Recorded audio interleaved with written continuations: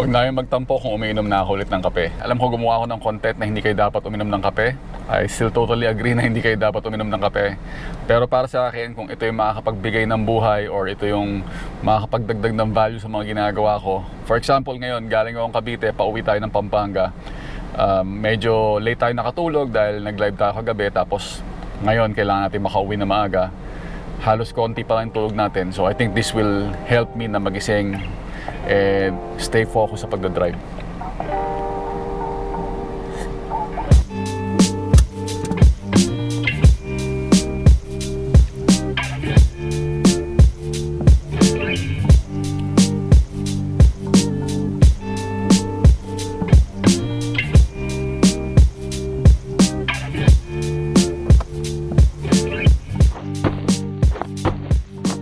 For this video, ang pag-usapan natin is yung ano yung mga natutunan ko bago ako dumating ng 40s, or kung ano yung mga bagay na pwede kong i-share sa inyo na baka sakaling makatulong sa iyo in your journey pagdating nyo sa pagtanda, or whether we like it or not, tumatanda tayo, nagkakaedad tayo. I'm 42 right now, magpa-43 na ako next year. So next year na yon, December na ngayon. So ano yung mga bagay na natutunan ko na feeling ko may matututunan din kayo or pwede ko ma-share sa inyo. So number one dyan, una-una siguro, when I was young, so nung bata ako, lumaki kasi ako sa music video or MTV, music television, kung alam nyo yung MTV, yan. So pag lumaki kayo sa music television, parang it's all about hip-hop, game, parang kailangan yung ego mo, gano'n. So I later on realized na your ego is your enemy. Like hindi mo talaga dapat i-feed yung ego mo. Like yung sa mga music video na kailangan maging hip-hop ka, kailangan maging mayaman ka, kailangan gangster ka, kailangan ikaw yung bida palagi sa kwento. Sobrang hindi totoo nun. So sobrang mas okay yung pagiging mindful, simple lang. Yun. Dati parang maporma-porma ako, importante pa sa akin yung pagporma, importante yung maganda sapatos, malinis sapatos, bumibili ako ng maraming material na bagay. Later on, as we grow old, marirealize mo na hindi yun talaga yung importante sa buhay. Sabi ko nga, kung siguro nung time na may pera ako, tapos yung mindset ko ngayon, yung pagiging mindful ko ngayon, siguro nag-training ako sa Thailand or nagstay ako sa Thailand kung may pera ako. I would have trained Muay Thai or kickboxing or Thai boxing kung na-realize ko na yun yung gusto kong gawin dati. Pero later on na-realize ko na gusto ko pala yung sports, gusto ko pala yung martial arts. So late na. Kasi you have to be honest to yourself na kung ano yung magagawa mo sa hindi mo magagawa. Yeah. Next is, speaking of hobbies and gusto natin gawin. Ang susunod naman na makakwento ko, masasabi ko or masashare ko sa inyo is baka katulad ko kayo na enthusiast. Like ako, enthusiast ako sa lahat ng bagay. Sobrang dami kong gustong gawin. Siguro, turuan mo ako mag-skydiving, mag-skydiving ako. Mag-diving, magda-diving ako. Lahat ng hobbies, lahat ng sports halos gusto ko matutunan. And gusto ko masubukan. Pero kulang nga yung isang lifetime sa atin eh. Parang alam mo yun, kapag enthusiast ka sa mga bagay-bagay, like kang willing matuto, parang parang ang mahirap dyan, kulang yung time mo. Like, for example sa akin, later on ko na na-realize, gusto ko palang maging veterinaryo. Like, gusto ko mag-aral.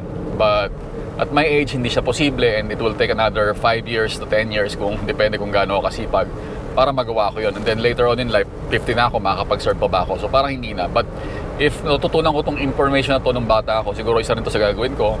And isa rin to sa gusto kong gawin. Sobrang dami natin gustong gawin. Pero yun nga, as you guys all know sa akin, sa cycling tayo napunta. Which is something that I really love. And masaya akong pag-usapan yung cycling every day. Yun, talagang okay siya sa akin.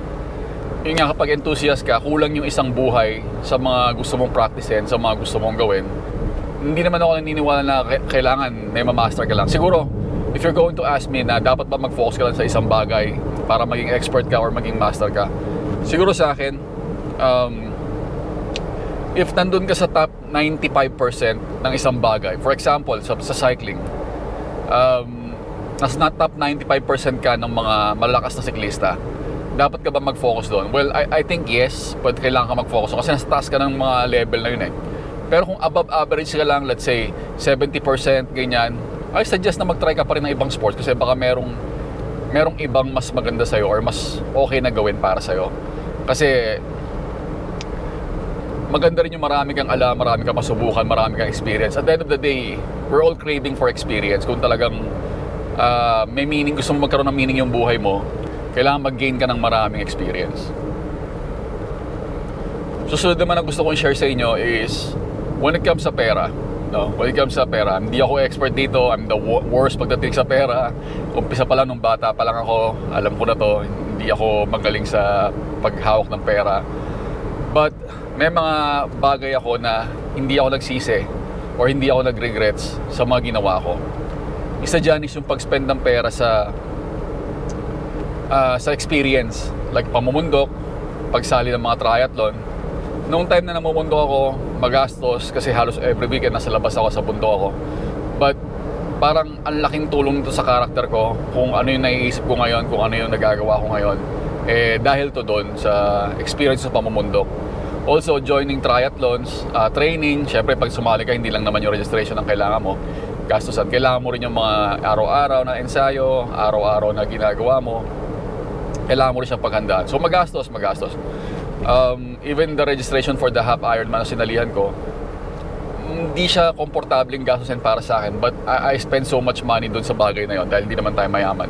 So okay sa akin yon, like hindi ako nagsisi, masaya ako na nagawa ko yun, experience ko. Kung hindi ko ginawa yung mga bagay na yon, or kung hindi ako bumili ng mga bike nung araw na medyo struggling ako sa pera, na totally struggling, na okay lang yung pera ko, sakto lang. Kung hindi ko ginawa yun, wala akong masashare na kwento sa inyo, wala akong experience na masashare sa inyo. And every time I look back doon sa mga bagay na pinagkagastusan ko na yun, na alam ko para sa iba hindi okay, pero ako yun napapangiti ako na tipong kahit nakahiga ako, kahit may sakit ako, it's always a good memory na balikan yung mga bagay na yun. Another thing na hindi ko pinagsisihan when it comes sa pera is yung pagbili ng pagkain ng mga alaga ko. Like, kung alam nyo ako, pinapalo nyo ako matagal na, may mga alaga tayo, may mga na-rescue tayo, may mga pinabet tayo, may mga alaga tayo na nakuha lang na may sakit, ganyan, like sinagari, ganyan. Syempre, nag-spend tayo ng pera doon, nag-spend tayo ng pagkain, dog food, cat food. That is something na hindi rin ako nagsisi or hindi rin ako nag-regret. Sabi ko nga, yung pagiging kind ko sa mga alaga ko, nasuklian nila ng sobra-sobra pagdating sa mental health ko. Kasi talagang bumabalik naman sa akin yun I couldn't say sa ibang tao, ganun din. But kung mahal nyo yung mga hayop nyo, yung mga alaga nyo, it's a really good option na mag-alaga, mag-adapt, mag-rescue kasi makakatulong siya sa inyo in return. Yung gastos ko doon, parang ang laki rin na ginagastos ko dati sa mga dog food, cat food, but wala akong pinagsisihan or hindi ko siya pinagsisisihan na gumastos ako ng ganon. Ayun. But let's just talk about them sa ibang video siguro, yung mga alaga ko, kung ano nangyari sa kanila. Yun. Now, when it comes sa regrets naman, ano yung mga pinagsisihan ko pagdating sa pera or paggastos ng pera? Siguro yung pagkain. I spent so much sa pagkain. Like, bumili ng sobrang daming pagkain na hindi ko naman kailangan. Like, bibili ka 2 meal, 3 meal, lahat ng masarap, lahat ng mahal. If looking back sa mga dati na hindi pa ako vegan, nagano ako na sana hindi ko ginawa yon. So if you're at my age dati na 20s ganyan, huwag kayong mag-overspend sa pagkain. Yung pagkain yan, mentally paliligayahin kayo niyan pero that's temporary. Hindi naman siya something na magiging magiging sobrang okay sa inyo or magiging maganda yung epekto sa inyo. So temporary lang yon, and then later on magkakaroon kayo ng regrets. And again, anything na temporary pleasure hindi maganda. Always look for long term. Nung naging vegan ako, yan yung na-appreciate ko kasi kahit mahal yung pagkain namin minsan, but I know I'm doing the right thing and may napapala naman ako, may nakukuha naman ako sa pinagkakagastusan ko. that's one of the regrets pagdating sa paggastos. And also, sa isa pang regrets siguro, yun nga, sa mga damit, sa mga pagporma-porma ng bata-bata ako, it will boost your ego pag maporma ka. Having the latest gadget. Naalala ko nung bata ako, bumili ako ng 9500 na cellphone. That's the latest Nokia noon time na yon. So, yun ang pinakamahal. I think that's around 45,000. And then, later on, nag-struggle ako sa buhay after ng mga ilang time na yun na nag-struggle ako. Nabenta ko siya ng mura lang, 15,000. Tapos, nasanla ko pa siya 5,000 lang. So, ganun yung ganun yung mangyayari doon na sobrang, wala, binubus lang yung ego mo, hindi ko naman talaga kailangan yon. You'll get the respect and amusement na ibang tao na, wow, ang ganda ng cellphone, ang ganda ng gamit. Yan. Pero at the end of the day, hindi siya okay pag-spenda ng pera. Kaya if kilala nyo ako ngayon, I'm still using iPhone. I think it's iPhone 11 yung gamit ko ngayon. Kabibili ko lang, siguro 2 years na rin siguro yung iPhone 11 ko. Yeah, 2 years na rin.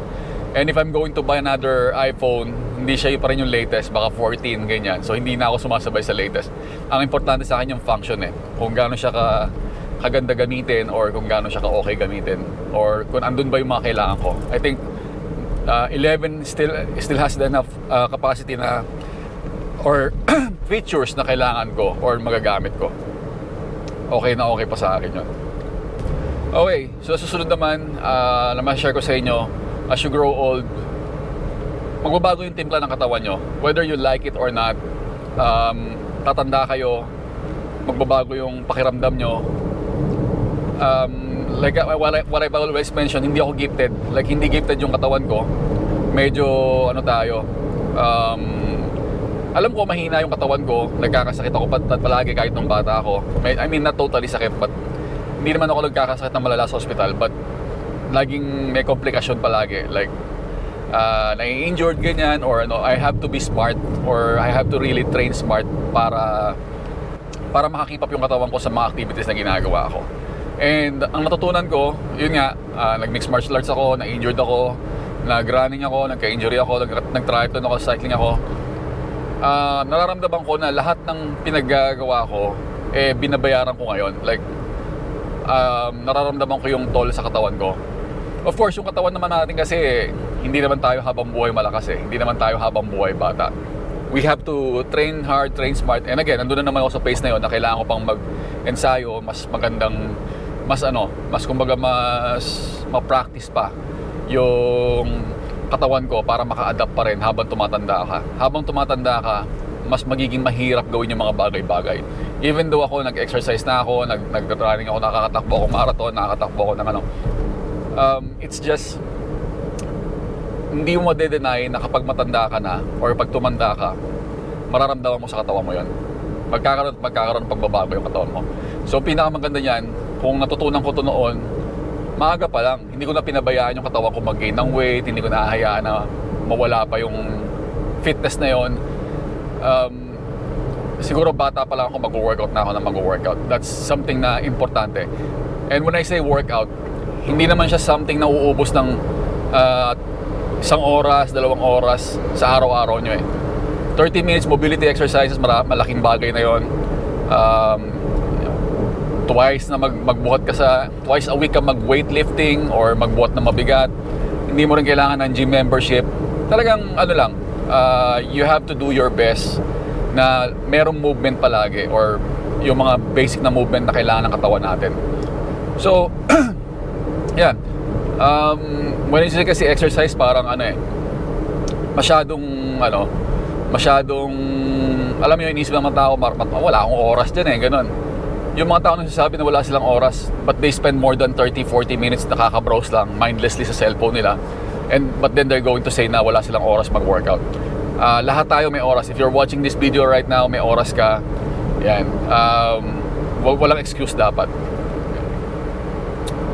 So next thing that I would like to share is maging consistent. So kailangan mo maging consistent. I might do a podcast dito lang sa episode na to, or dito lang sa na to, yung pagiging consistent. Kasi kailangan mo maging consistent sa lahat ng ginagawa mo. When you say consistent, talagang, let's say, working out, so pag-workout, may mga reason bakit hindi ka naging consistent eh. For example, gusto kong tumakbo. So, ang gagawin ko, buong week, busy ako sa trabaho, busy ako sa kung ano nung ginagawa ko, sabihin ko, marami akong excuse.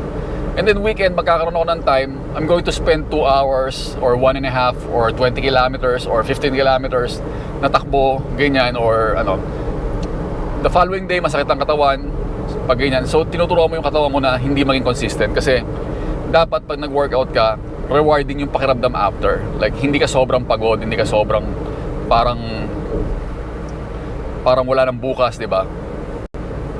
So, hindi siya dapat ganon. You can easily work out ng 20 minutes every day. Just be consistent, okay na yun. Ganun ka-importante yun eh. Ganun ka-importante yung consistency.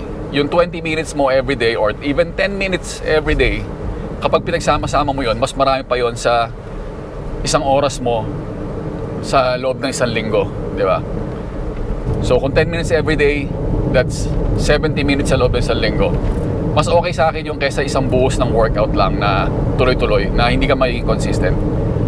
So you have to build habit and maging consistent sa mga bagay na ginagawa mo. Even for me, like sa akin, no, guilty rin ako dito. When it comes sa creating content or creating vlogs, nahihirapan ako maging consistent kasi marami akong ginagawa. But, yeah, may mga reason naman na para sa akin hindi dapat kasi ito yung ginagawa natin, ito yung ano. But, it's always a battle na kailangan natin manalo. Like, kailangan natin manalo. Kailangan natin labanan. Yeah. Kahit ano pang ginagawa nyo, stay consistent when it comes sa work or projects or siguro, alam ko na hindi naman 100% tayo araw-araw eh. May mga araw-araw na ang pakiramdam natin 30% lang tayo, ganon, or 40% lang ng kakayanan natin yung kaya natin ibigay. But then again, if you're going to give that 30% pa rin sa ginagawa mo, that's still 30% instead of wala kang ginagawa para doon sa kung ano mang bagay na kailangan mong gawin or project na kailangan mong gawin. Diba?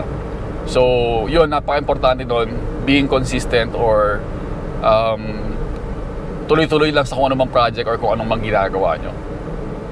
Susunod siguro na ma-share ko sa inyo or susunod siguro na pwede kong ma-share sa inyo na sana magawa nyo habang maaga pa lang is tanggapin nyo na we always have to learn. You always have to learn something new.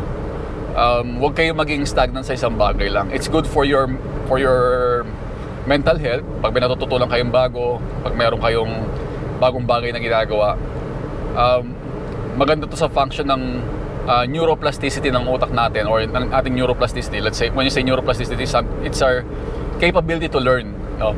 So yung mga bata, kapag binila mo sa isang bansa, pag mga bata pa lang sila, ang bilis lang matutunan ng language, kahit 2-3 language, kaya nila matutunan yan. Bakit? Kasi yung neuroplasticity ng utak natin, kayang-kaya pa. As we grow older, nababawasan yon. Limot-limot, medyo naano ka, na kakalimutan mo na, mahirap na matuto, diba? Sabi nga, you can teach old dog a new trick. So, hindi ka, parang mahirap na matuto kapag may edad ka na. But, you have to. Kailangan mong gumawa ng mga bagay na ganon, like matuto, para mas maging okay yung isip mo. Learn to play an instrument, teach yourself a new sport, lagi may bago dapat. As you grow older, mag-explore ka pa. Huwag mo i-limit yung sarili mo na, ay, matanda na ako para dyan. Yan. I know, meron tayo iba-ibang preference na okay, hindi okay, pero you have to. Kailangan natin gawin yon. Ako, marami pa akong gusto matutunan, marami pa akong bagay na inaaral, and mas nagiging meaningful yung buhay pagka ganon. Mas may enjoy nyo yung buhay kapag may bago kayo natututunan. Yung mga may share ko sa inyo muna, that's for now. Ito, pa-exit na tayo ng San Fernando. Pauwi tayo sa Pampanga. I hope magustuhan nyo yung ganitong klaseng content. Medyo tito content to or medyo boring. But I know, para sa mga batang makakapanood dito, medyo subukan nyo unawain. Ano pa lang to, umpisa pa lang to, marami pa kayong matututunan. Marami pa kayong pwedeng matutunan. Hindi lang tong bagay na to, itong mga sinabi ko. But take it from me. Alam ko lagi sinasabi ng matatanda na makinig ka sa amin kasi matanda na kami, ganyan. I mean, pag nagkaedad kayo, maiintindihan nyo rin sinasabi ko. Or maiintindihan nyo rin sinasabi ng mga nakakatanda sa inyo. When I was young, talagang medyo ano rin ako. Hindi ko rin gusto nakikinig, hindi ko rin gustong, alam mo yon, naniniwala sa mga sinasabi. Teka. Hello, love. Baka na. Pa-exit na ng San Fernando. Lapit na. Ano na lang, mga 2 kilometers na lang. Say hi sa vlog. Nag-vlog ako eh, tumawag ka. Shoutout ka muna. Shoutout. Abangan niyo yung Carla Carla TV. TV. Okay lang, pa-exit na ako. Mamaya, 2 kilometers. Okay. So, yun. Naputol. Tumawag si Carla. Inantay na ako sa bahay.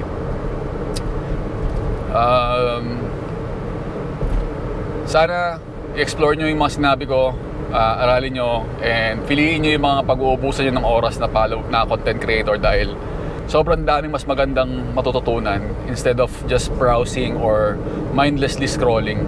Panahon ng information technology ngayon, sobrang dami nyo matututunan. Hanapin nyo yung may matututunan kayo instead of wasting your time kakatawa sa mga nakakatawang content.